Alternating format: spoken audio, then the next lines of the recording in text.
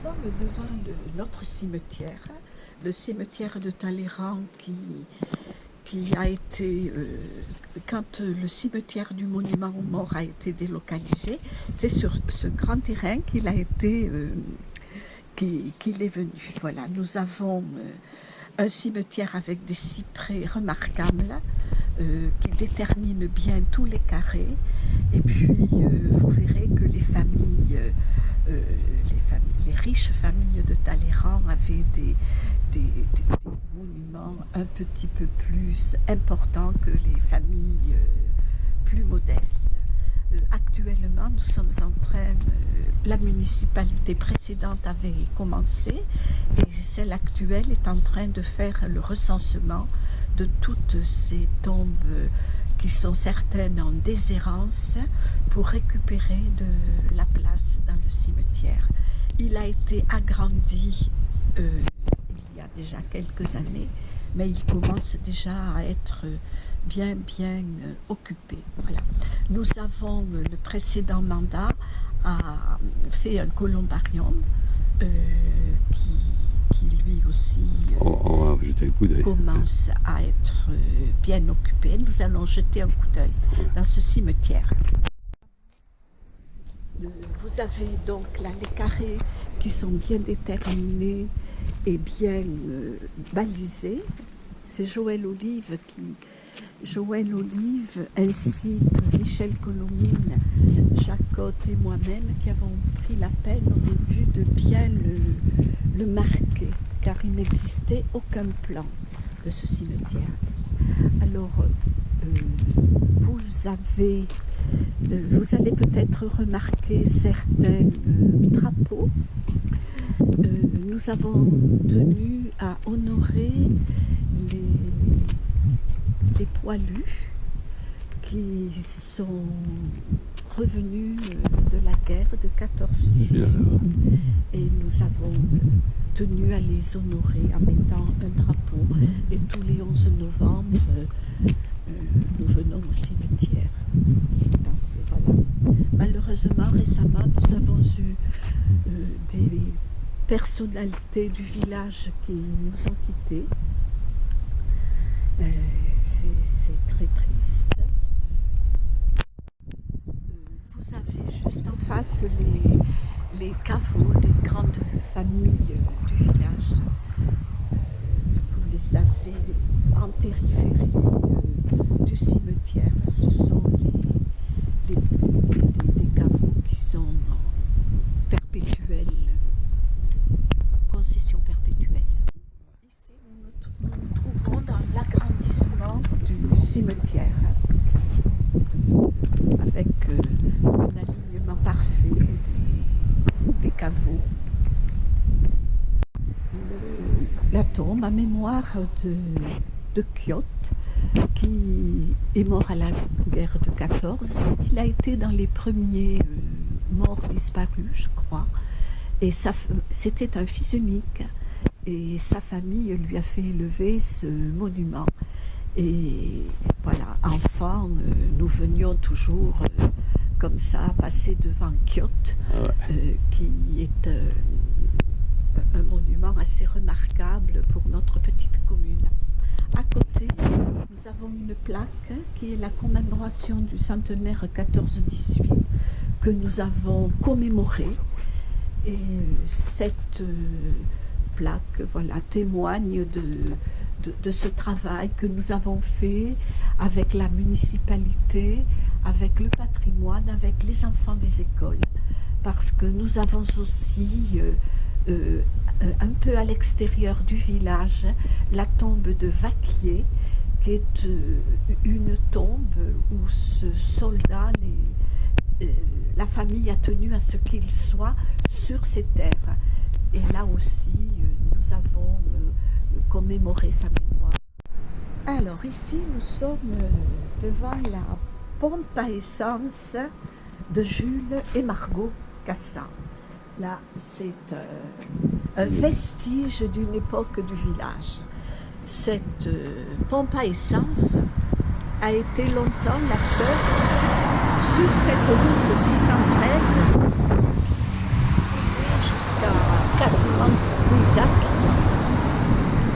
Et Jules et Margot ont tenu cette pompe pendant des années. Je serais incapable de vous dire à quel moment ils ont arrêté l'activité. Mais il y a eu des personnalités qui se sont arrêtées à cette pompe, et notamment Claude Nougaro, lors d'un concert qu'il allait donner à Client, je crois, a réveillé Jules dans la nuit, et je crois qu'il a été reçu un peu fraîchement, car évidemment Jules et Claude Nougaro, c'était deux mondes un peu différents, mais c'est resté dans les annales du village. Donc, il y avait deux pompes, il y en avait une à cette entrée et une... Alors il y avait également une deuxième pompe chez Charles François, qui est de l'autre côté du village, à la sortie par rapport à celle-ci. Et cette pompe-là, je l'ai vue fonctionner, mais très peu. Ouais. Voilà. Il y avait deux pompes à essence à Talleyrand. C'est la maison de notre Titi Coco, Talleyrandais. Ici, il a longtemps exercé l'activité d'épicier. Il rentrait son camion d'épicier dans le hangar et nous venions faire nos courses chez Titi Coco, où l'on trouvait absolument tout ce qu'il nous fallait. Et si toutefois on ne l'avait pas au camion, on était sûr de l'avoir dans la semaine, car il était très commerçant, et Margot, son épouse, également. Et il faisait la tournée un peu partout dans les villages. Et il faisait la avoisines. tournée dans les villages. D'accord.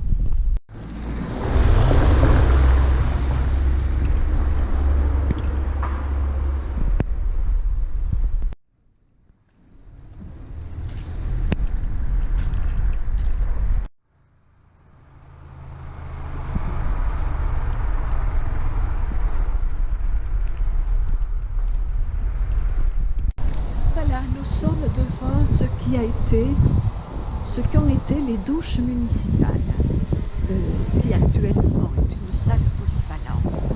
Alors c'était un bâtiment avec de chaque côté douche des hommes et la douche des femmes, et tout ça mené tambour battant par une personne, Simone Trille, qui attribuait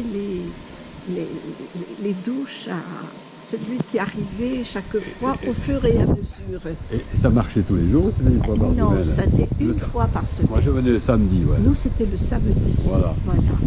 Et On était pensionnaires et nous on rentrait du collège et du lycée, on venait prendre la douche. voilà les douches municipales de Talleyrand transformées en salle polyvalente. Ce qui a été le poste d'essence, le deuxième poste d'essence du village, tenu par Charles François. Ensuite, cette maison est devenue un atelier de forgeron, puisque Julien Martin a fait ses arts. Et Marité Martin, son épouse, a été coiffeuse dans cette maison. Cette rue? Nous sommes dans la rue des Colombiers. Alors cette rue, c'est une des particularités de cette rue, c'est qu'elle a des caves. Tous les propriétaires qui avaient de toutes petites exploitations et qui ont voulu vinifier eux-mêmes avant que la cave coopérative ne soit en activité, avaient leur cave. Donc il y en avait une, puis elles se sont transformées en habitation. Il y en avait une au fond. Il y en avait ici, On voit avec le crochet pour monter les remorques. Voilà, ces crochets servaient à remonter les comportes. Les comportes, Voilà. pas les remorques, les comportes. Les comportes. Là, c'était la cave de Louis Fournier. Au fond, il y avait la cave de Popo Poursine. Là aussi, Ici, il y là-bas, avait... là, chez mais là, c'était déjà une maison dans la continuité. C'était la continuité de la maison de Marchand. De Marchand, Ouais. voilà. Et avec pareil. Voilà, c'était les caves. Ici, c'était les caves. Les caves, ouais. Ça s'est construit au fur et à mesure, les caves. Ici, il y avait une grande ville qui était au coiffeur, comme on dit, Marcel, à Marcel. Alors ça, c'est la cave qui était à Pocou. Aussi, je me rappelle, pressurée. Celle-là, je ne sais pas. Pocou, c'était là. Il avait une panard. Oui. Et il avait une panard Dans une de ces caves. Ici, elle est à Castor. Et c'est Bernard qui la restaure. Bernard Castor. Alors, ici, il y en a une qui est à Alain Bardou. Est-ce que c'est celle-là? Oui, c'est celle-là. Ou à Jean-Paul Salvagna? Ah non, c'est celle-là. C'est Ah. celle-là. Parce que là-bas, C'est il y a Jean-Paul Salvagna c'est- et Titi Coco. Là, c'est Titi Coco qui habite là. Là. Titi Coco. Mais là, je veux dire, il y a Bernard Castor, Jean-Paul Salvagna, Alain Bardou et Titi Coco. Dans cette année.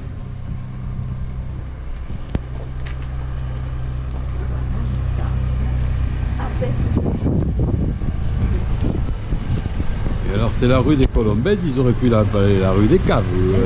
Parce qu'il peut y avoir sur une partie un peu excentrée du village où les différentes municipalités ont créé une aire de jeu pour les tout petits. Nous avons également créé un parking parce que, évidemment, c'était absolument nécessaire. Et nous avons, pour les plus grands, créé, mais il existait, mais disons amélioré, un terrain de basket. Différentes municipalités ont travaillé pour améliorer tout ce point. Et puis, une municipalité beaucoup plus ancienne avait créé ce terrain de tennis et celui qui permettait, qui a eu son heure de gloire à une époque. Là, actuellement, il est un petit peu moins entretenu, mais de temps en temps, on y voit quelques personnes venir taper des balles. Mais l'intérêt de cet endroit, c'est qu'il y a une crèche. Et à Talleyrand, nous avons eu la chance de pouvoir accueillir ce bâtiment. Il s'agit d'une crèche intercommunale. C'est la communauté de communes de Messignan qui a financé ce bâtiment, mais la municipalité a donné le terrain et a contribué à ces lieux. Nous accueillons des enfants de tout le secteur et nous avons la chance d'avoir une très belle crèche. Jusque-là, voilà, on ne peut pas trop rentrer. Ça. Ah non, on ne peut pas rentrer. Voilà. La municipalité aussi a acquis une partie de ce terrain et il y a en projet une délocalisation de l'école du cœur du village jusqu'à cet endroit, puisque dans le prolongement de ce site, il y a en bout la maison de retraite qui est également un lieu de vie important du village, car il y a environ 70 résidents et puis du personnel. Et cette maison de retraite se trouve dans un lieu aussi naturel, remarquable, de par son environnement de vignes et de garrigues. Ici, nous nous trouvons devant l'EHPAD de Talleyrand, qui s'est construit il y a déjà 3-4 mandats, sous le mandat de Marcel Régaud. Cette EHPAD accueille des personnes, il a une unité pour Alzheimer et puis une autre unité pour personnes moins déficiente, disons. Voilà, elle accueille environ 80 personnes. Et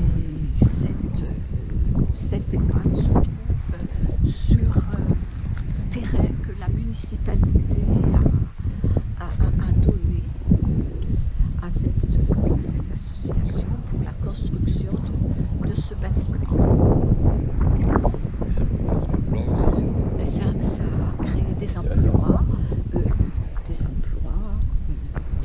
C'est toujours un petit peu compliqué de travailler dans ce genre d'établissement. Mais enfin, celui-ci a trouvé maintenant voilà, il tourne tout à fait normalement. De toute façon, il est dans un environnement assez exceptionnel. Au niveau des vignes, de la garrigue, Du calme. et puis c'est une résidence où nous avons la possibilité par exemple, ces dames de la paroisse vont régulièrement visiter certaines personnes. Et les enfants des écoles aussi. Ça reste ouvert. Les enfants des écoles y sont accueillis pour différentes raisons. Et les résidents sont accueillis quand il y a une manifestation dans le village. Voilà, il y a quand même un échange. Ça reste un milieu relativement ouvert. Là, je suis sur la route de Jonquière. Donc là, on monte vers la route de Jonquière. Et là, on voit qu'il y a quelques caves sur cette route. Et on a encore les vestiges, justement, de support pour monter les comportes, dont les comportes arrivaient en bas. Et on les montait avec un treuil. Et pour monter pour passer sur cette petite fenêtre et après déverser le raisin dans les cuves. Là, il y a pas mal de caves de vignerons ici.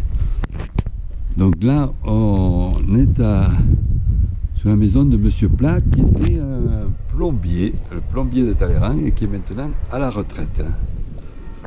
Un des lieux phares de Talleyrand, c'est ce qu'on appelle le poilu, donc c'est le monument aux morts. Et ce monument aux morts, il a été le terrain de jeu de beaucoup d'enfants, puisque comme vous voyez, il y a un petit labyrinthe avec des buis partout, et on jouait à ce qu'on appelait du cache-cache, on se planquait partout là, et puis c'était un beau terrain de jeu, puisqu'il était ouvert à tout le monde.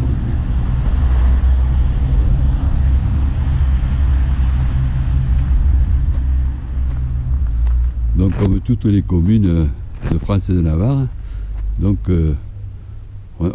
Talleyrand a connu la mort de ses enfants pour la patrie pendant les deux guerres qui se sont succédées. Voilà, et on appelait ça le poilu. Et là on voit que les buis justement ont été attaqués par un papillon. Et ils ont du mal à survivre. Là, il y en a une partie qui est encore en bon état, qui n'a pas été attaquée.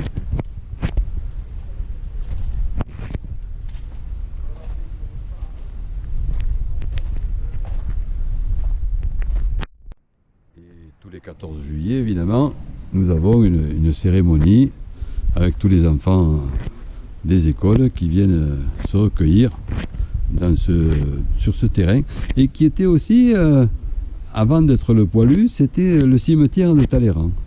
Ce cimetière qui a été relocalisé à l'extérieur du village. Et donc là, je monte, on voit toujours cette route de Jonquière, et je monte vers le quartier du Petch.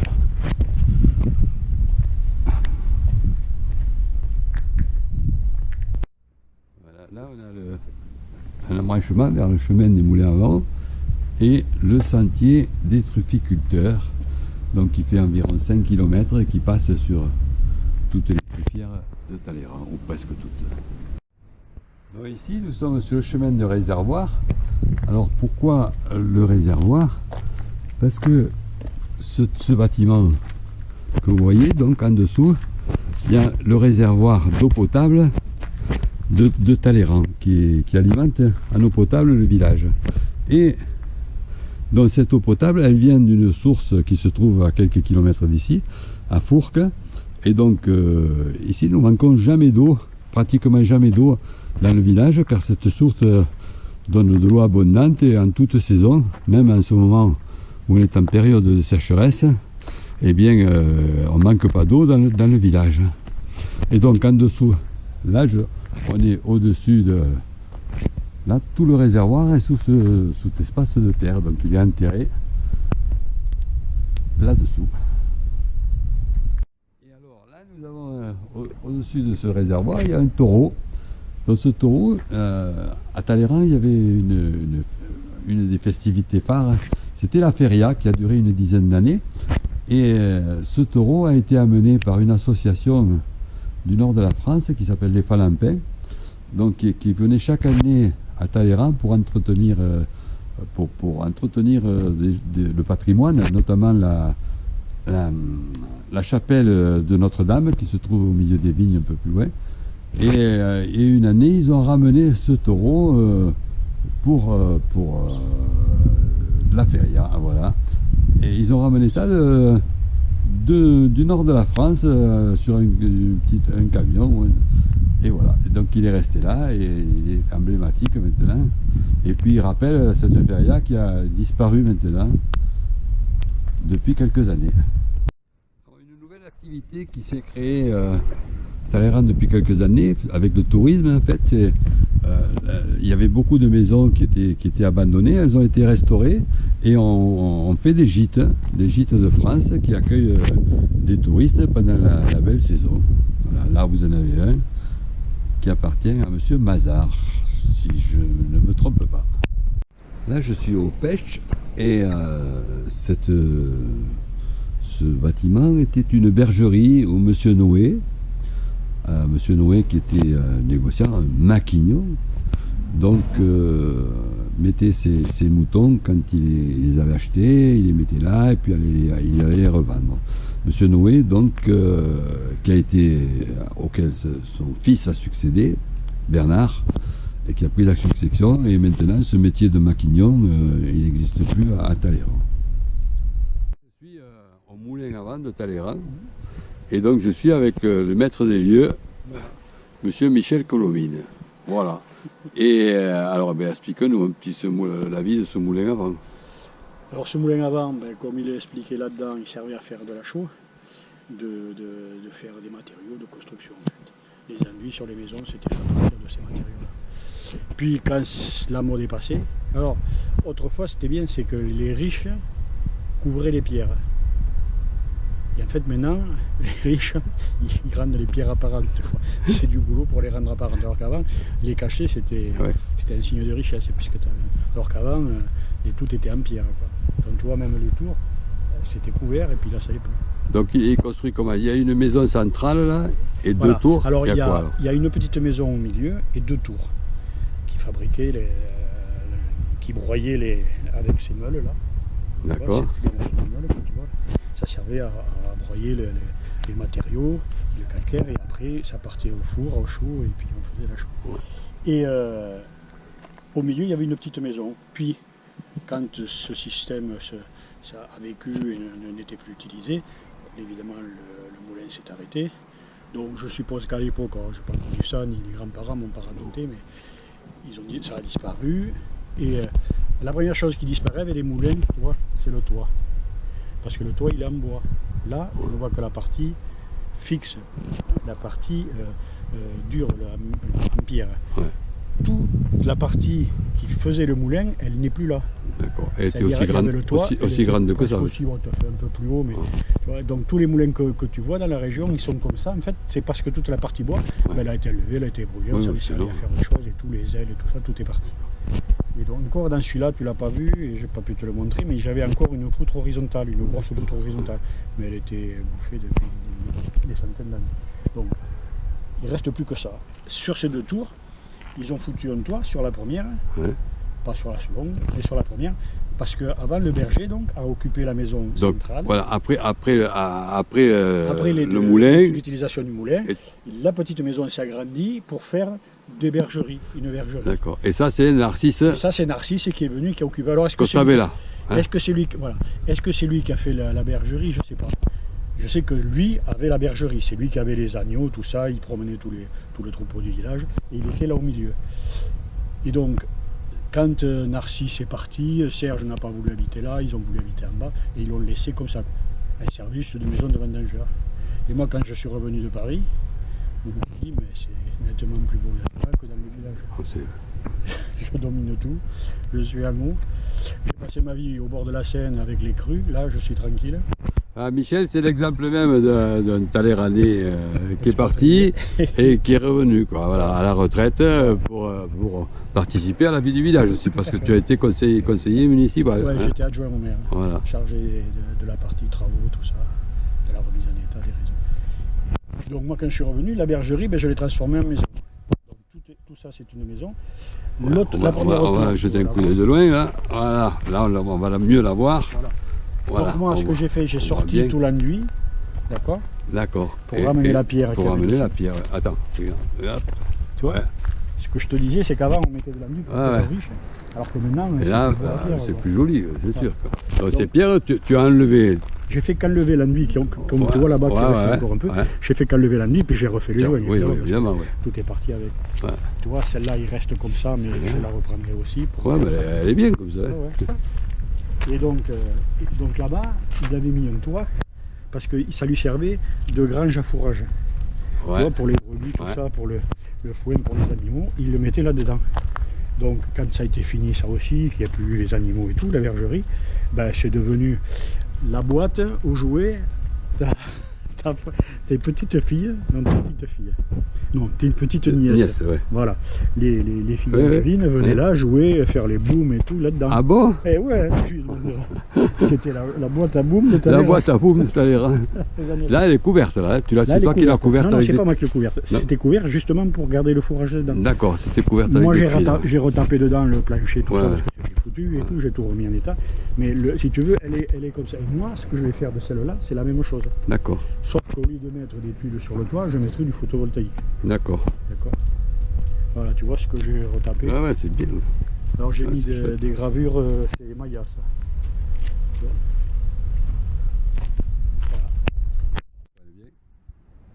Ça, c'est quoi alors? Donc ça, c'est une meule. Ouais. Elle tourne sur un socle qui lui permet de broyer les pierres. Ouais.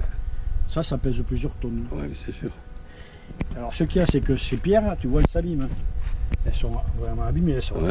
s'abîment comme toutes Mais elles les sont choses en bon, qui- c'est en qui bon état quand travaillent, tout même. ça. hein. Oui, sauf que ça pouvait plus servir comme ça. Ouais. Qu'est-ce qu'il faisait? Il les changeait. Ouais. Sauf que pour les changer, tu as vu le poids. Donc il sortait les vieilles, il les laissait là. Et il mettait les neuves dedans. Et chaque fois qu'il changeait, il les foutait autour. D'accord. Donc tu vois, j'ai des meules là, T'en as j'en ai une partout, là-bas, ouais. que j'ai foutu, et je Ouais. les ai dispersées.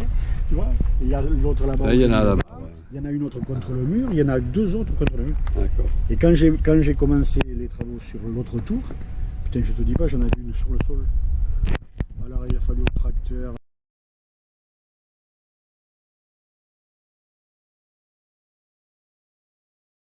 Il a son atelier là, vu sur la nature et quelques Et les arbres. des fruitiers. arbres fruitiers et autres. Hein.